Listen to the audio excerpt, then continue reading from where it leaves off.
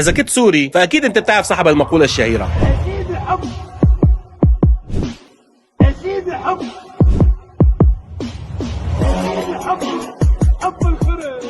بس شو يعني هالحكي؟ أعطيني إذنك وتعال أقول لك. يقال إنه زمان كان في رجل فاضل وتقي يعمل على جمع الصدقات من الأغنياء وتوزيعها للفقراء، وكان يدور على الناس راكب على حصانه، والحصان فيه عليه شيء أشبه ما يكون بالكيس. هذا الكيس اسمه الخرج، وحرصا منه على المصداقية والحيادية كان لما يجي الغني بده يعطيه الصدقة ما ياخذها بإيده، يقول له حطها بالخرج، ووقت يجي الفقير بده ياخذ الصدقة ما يناوله بإيده، يقول له خذ من الخرج. ولكن مع الزمن تحولت المقولة لحالة تهكمية، إنه إذا اجى حدا قال لك على شغلة ما عجبتك بتقول له يا سيدي الخرج كله ماشي.